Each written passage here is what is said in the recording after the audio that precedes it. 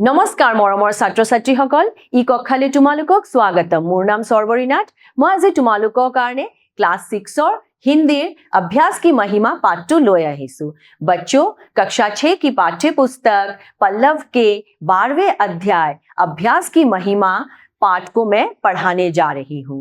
जैसा कि पाठ के नाम में ही है अभ्यास की महिमा या परिश्रम का महत्व। यह पाठ हमें परिश्रम का महत्व के ऊपर शिक्षा देती है। हमें इस पाठ को पढ़कर ये पता चलेगा कि कैसे हम बिना परिश्रम किए जीवन में सफलता नहीं प्राप्त कर सकते। तो चलो इस कहानी को पढ़ते हैं, मेरे साथ बने रहना। अभ्यास का महत्व। अभ्यास का महत्व इस कहानी में बोपदेव नामक बालक मुख्य चरित्र में है। वह एक बालक है जो गुरु के पास आश्रम में रहकर शिक्षा ग्रहण कर रहा है। अर्थात यह उस समय की कहानी है, प्राचीन काल की कहानी है, जब हमारे यहाँ गुरु शिष्य परंपरा का चलन था। गुरु शिष्य परंपरा मतलब शिष्य गुरु के पास रहकर उनकी सेवा करते हुए शिक्षा ग्रहण करते थे। এই কাহানীটো বহুত পুৰণি সময়ৰ, যেতিয়া শিষ্যবিলাকে গুৰুৰ ওচৰত আশ্ৰমত থাকি শিক্ষা গ্ৰহণ কৰিছিলে। আহাচোন চাওঁ কাহানীটোত কি আছে। बोपदेव एक मंदबुद्धि बालक था। वह पढ़ने लिखने में बहुत कमजोर था। उसके सहपाठी उसे चिढ़ाते थे। कोई उसे बुद्धू कहता तो कोई मूर्ख। बोपदेव भी अपने को मूर्ख समझने लगा। बोपदेव एक आश्रम में पढ़ने वाला बालक था। वह मंदबुद्धि था। मंदबुद्धि मतलब जो नासमझ होता है या कम बुद्धि वाला होता है। वह पढ़ने लिखने में बहुत कमजोर था। कमजोर यानी दुर्बल, मतलब बार बार पढ़ने पर भी उसे कोई चीज समझ में नहीं आती थी। उसके सहपाठी साथ पढ़ने वाले उसे चिढ़ाते थे, उसे कुछ कुछ कहकर उसे बोलते थे। कोई उसे बुद्धू कहता तो कोई मूर्ख। उसे कोई बुद्धू कहता तो कोई मूर्ख। बुद्धू या मूर्ख का अर्थ अज्ञानी होता है। तो कुछ लोग उसे कहते कि तू तो बुद्धू है, कुछ लोग कहते थे तू मूर्ख है, गुरुजी तुम्हें कितना पढ़ाते हैं फिर भी तुम्हें कुछ समझ में नहीं आता है। बोपदेव भी अपने को मूर्ख समझने लगा। यह सब सुन सुनकर बोपदेव को भी लगने लगा कि शायद मैं मूर्ख हूं, इसलिए मुझे कुछ समझ में नहीं आता है। बोपदेव नाমৰ ল'ৰাজন আশ্ৰমত পঢ়া শুনা কৰি আছিলে। পঢ়া শুনা কৰি থাকোতে সি পঢ়া শুনা একদমে ভালকে কৰিব নোৱাৰে। সি খুব দুৰ্বল আছিলে। তাৰ শ্ৰেণীকোঠাত পঢ়া বেলেগ ছাত্ৰবিলাকে তাক জুকাই থাকে, চিঢ়াতে থে, জুকাই থাকে। কোনোবাই তাক বুদ্ধ বুলি কয়, কোনোবাই তাক মূৰ্খ বুলি কয়। সেইবিলাক শুনি শুনি बोपदेवे নিজেও ভাবিলে যে মই মূৰ্খ হয়, মই পঢ়া শুনা কৰিব নোৱাৰো। गुरुजी बोपदेव को बहुत समझाते, लेकिन वह कुछ समझ न पाता।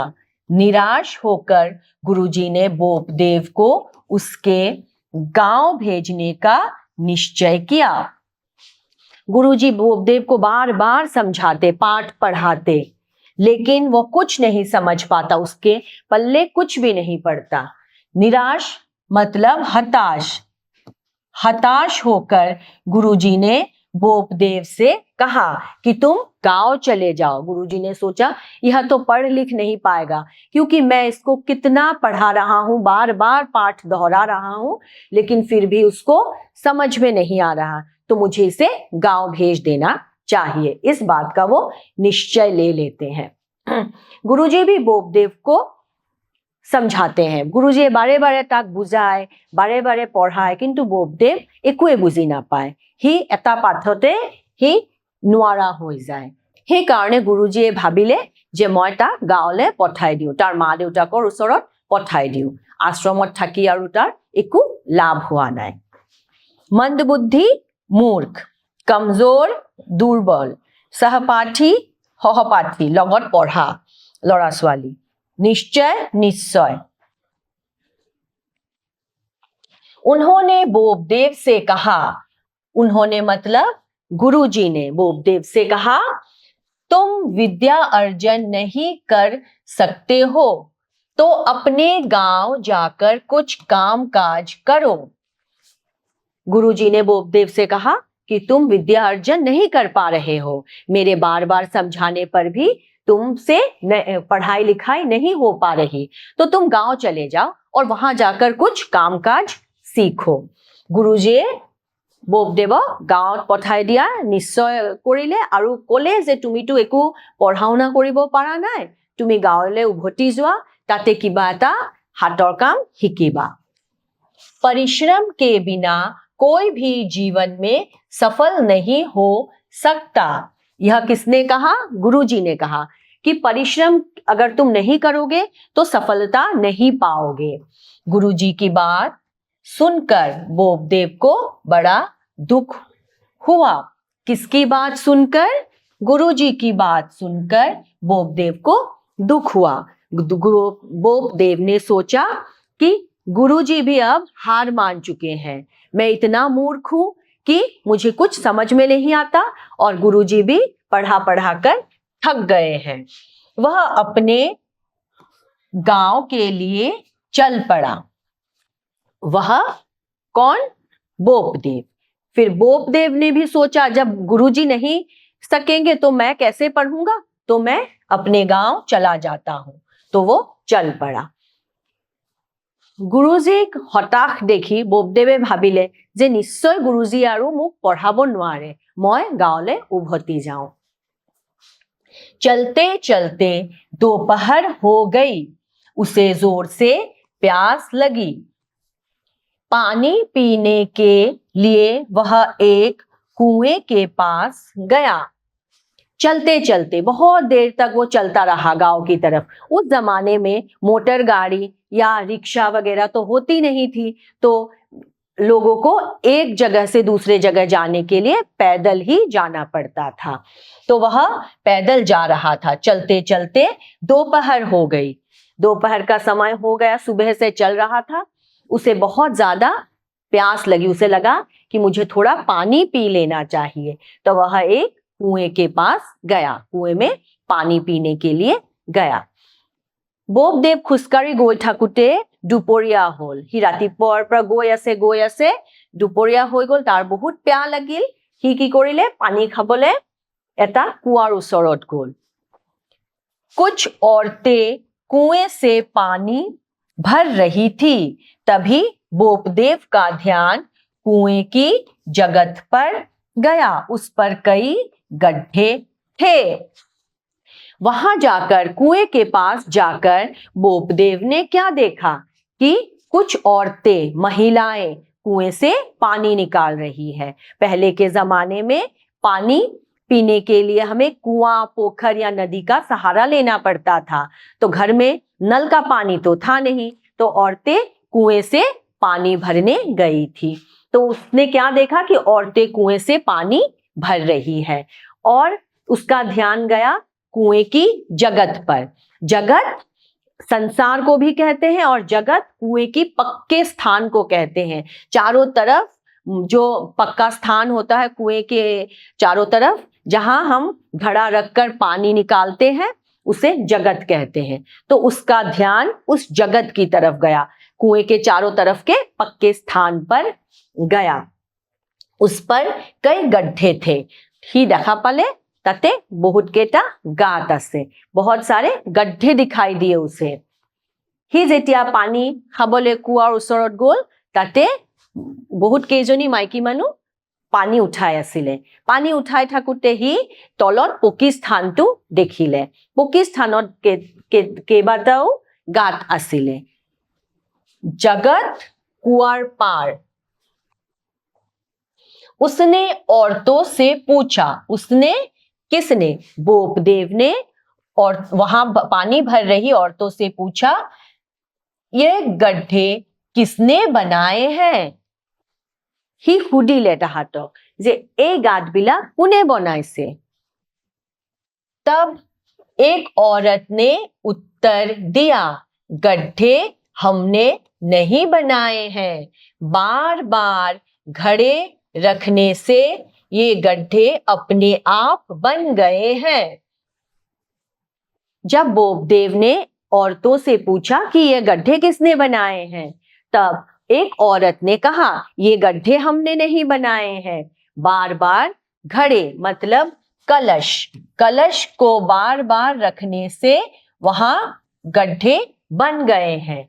उत्तर सुनकर बोपदेव सोचने लगा, जब मिट्टी के घड़े से पत्थर घिस सकता है तो बार बार अभ्यास करने से मुझे विद्या क्यों नहीं आ सकती? जब औरतों ने उसे कहा कि यहां तो हम घड़े हर दिन रखते हैं और इस तरह से गड्ढे बन गए हैं, तो बोपदेव यह उत्तर सुनकर सोचने लगा कि जब मिट्टी के घड़े, घड़े किसके बने होते हैं? कलश किसके बने होते हैं? कलश मिट्टी के बने होते हैं। वही मिट्टी के घड़े अगर बार बार रखने से पत्थर घिस सकता है, तो बार बार अभ्यास करने से मुझे विद्या क्यों नहीं आ सकती? যেতিয়া সি গাঁতবিলাক দেখা পালে, মাইকী মানুহবিলাকক সুধিলে যে ইয়াতে কোনে গাঁত বনাইছে, মাইকী মানুহবিলাকে ক'লে যে আমিতো বনোৱা নাই, বাৰে বাৰে কলহ ইয়াতে ৰাখিছো, সেইকাৰণে গাঁত হৈ গৈছে। সি মনত ভাবিলে যে মাটিৰ এটা কলহে ইমান টান পকীক যদি গাঁত কৰি দিব পাৰে, ডেইলি তাতে ৰাখাৰ কাৰণে, বাৰে বাৰে ৰাখাৰ কাৰণে গাঁত হৈ গ'ল, ময়ো যদি বাৰে বাৰে পৰিশ্ৰম কৰো, ময়ো বিদ্যা অৰ্জন কৰিব পাৰিম, মই কিয় পঢ়া শুনা শিকিব নোৱাৰিম? সি তেনেকৈ ভাবিলে। वह उसने बोपदेव ने जीवन का कितना महत्वपूर्ण बात सोचा कि घड़े तो मिट्टी के होते हैं और कुएं का जगत पक्का होता है। एक मिट्टी के घड़े बार बार रखने से अगर पक्की जगत में गड्ढे पड़ सकते हैं, तो मेरे बार बार अभ्यास करने से क्या मैं विद्या अर्जन ना कर पाऊंगा? क्या मैं शिक्षा न ग्रहण कर पाऊंगा? यह सब उसके मन में चलने लगा। अभ्यास की महिमा उसकी समझ में आ गई। किसकी समझ में आ गई? बोपदेव की। कुएं के जगत पर घड़ों द्वारा बनाए गए गड्ढों को देखकर उसे अभ्यास की महिमा का समझ आ गया। उसे पता चल गया कि बार बार अभ्यास करने से मैं भी उन्नति कर पाऊंगा।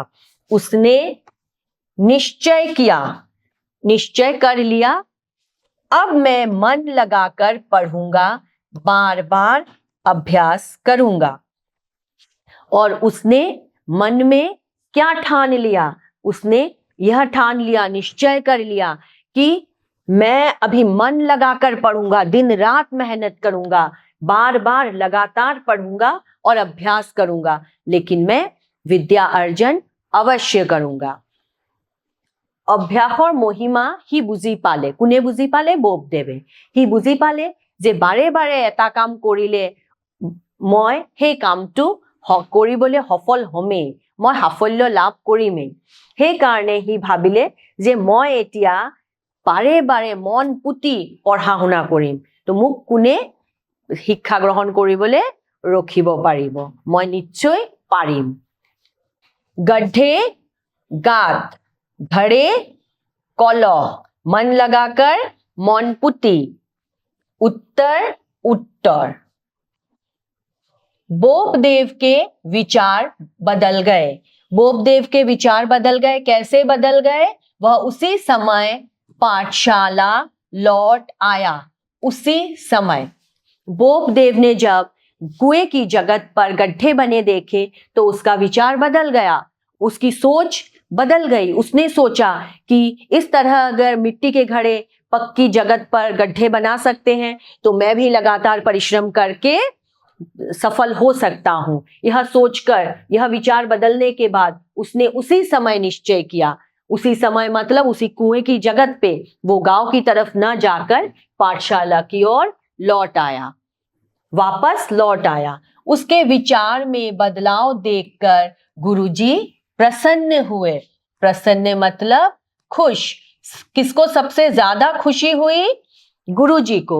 गुरुजी को यह देखकर बहुत खुशी हुई, बहुत आनंद हुआ कि बोपदेव के विचार बदल गए हैं, वो अभी मेहनत करने के लिए तैयार है। সি ভাবিলে যে মই এতিয়া মন পুতি পঢ়িম আৰু বহুত কষ্ট কৰিম আৰু শিক্ষা গ্ৰহণ কৰিম, সেই বুলি ভাবি সি পাঠশালালৈ ঘূৰি আহিলে। সি উভতি অহা দেখি গুৰুজী খুব আনন্দিত হল। গুৰুজীয়ে ভাবিলে যে সি যেতিয়া ভাবিছে এতিয়া সি কৰিব পাৰিব। अब बोपदेव खूब मन लगाकर पढ़ने लगा। कौन पढ़ने लगा? बोपदेव खूब मन लगाकर पढ़ने लगा। बड़ा होकर यही बालक संस्कृत का एक प्रसिद्ध विद्वान बना। बोपदेव ने जब अपने विचार बदल दिए, जब उसने सोचा कि मैं बहुत अधिक मेहनत करूंगा, बार बार लगातार परिश्रम करूंगा, तो वह करने भी लगा। वो पढ़ने लगा, अभ्यास करने लगा और बड़ा होकर, जब वह बड़ा हो गया, वह संस्कृत भाषा का एक प्रसिद्ध विद्वान, प्रसिद्ध मतलब विख्यात, विख्यात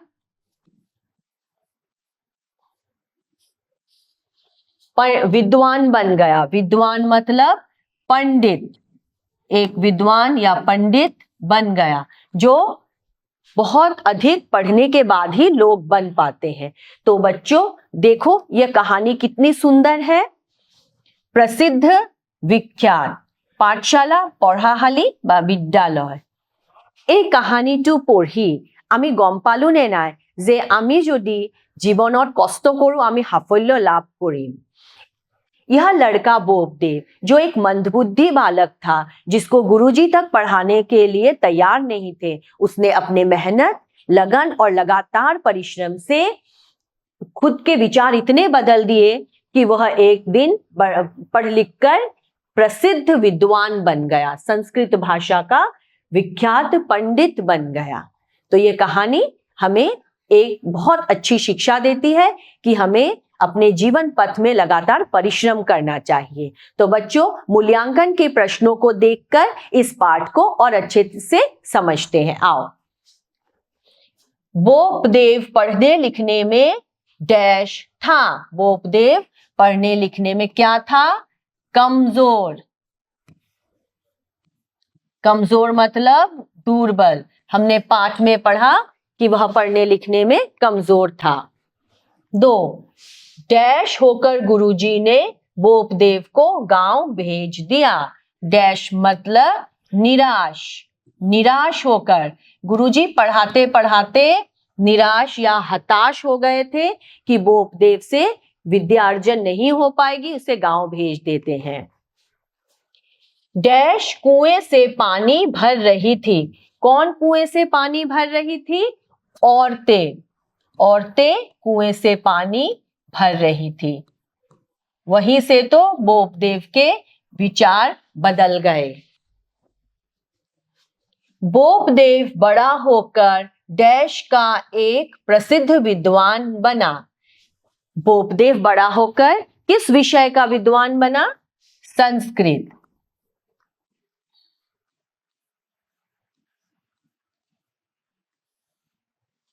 बोपदेव बड़ा होकर संस्कृत का एक बहुत बड़ा पंडित या विद्वान बना। तो ये मूल्यांकन के प्रश्न यही समाप्त होते हैं। आज का वीडियो भी मैं यही खत्म करती हूँ। नमस्कार छात्र छात्री সকল।